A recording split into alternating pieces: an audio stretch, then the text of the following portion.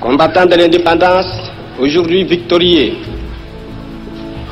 je vous salue au nom du gouvernement congolais. À vous tous, mes amis, qui avez lutté sans relâche à nos côtés, nous avons connu les ironies, les insultes, les coups que nous devions subir au matin, midi et soir, parce que nous étions des nègres. Nous avons connu que la loi n'était jamais la même, selon qu'il s'agissait d'un blanc ou d'un noir. Qui oubliera les fusillades, les cachons furent brutalement jetés, ceux qui ne voulaient plus se soumettre au régime d'injustice, d'oppression et d'exploitation. Ça, c'est vraiment le moment de ce fameux discours du 30 juin 1960. Beaucoup de gens alors ont dit il a signé son arrêt de mort avec ce discours, puisque le gouvernement belge alors, qui ne voulait pas de lui, pas seulement à cause du discours du 30 juin, mais parce qu'il était Patrice Lumumba et que ça ne coïncidait pas avec l'espérance des Belges, ni avec celle des Américains, ni avec celle, enfin, de beaucoup de gens du monde des affaires. Bien longtemps d'avance, j'ai souvent lutté contre l'injustice.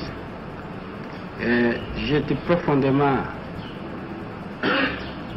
éduqué dans la doctrine, pour ainsi dire, vraiment chrétienne. J'avais ce sentiment et mon père, ma mère m'ont toujours dit il ne faut pas être méchant, il faut être bon envers les gens, même quand on vous a frappé, il ne faut pas répondre. Et alors je n'ai jamais compris dans ma vie pourquoi à l'école on nous enseignait pour être bon, il faut la charité chrétienne, il faut l'amitié entre les hommes.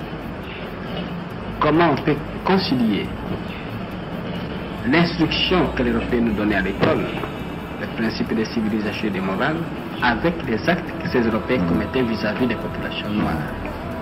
Et c'est en faisant cette observation au jour le jour, à comparer les principes qu'on nous enseignait, les actes que ceux qui nous enseignaient commettaient. Et alors, je voyais chaque fois la contradiction.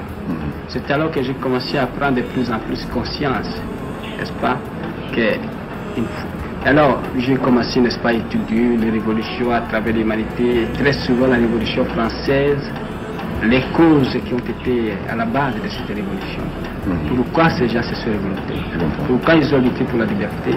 Et j'ai compris que vraiment, à travers toutes les révolutions, il y a un élément profond, c'est la lutte contre l'injustice, contre l'oppression.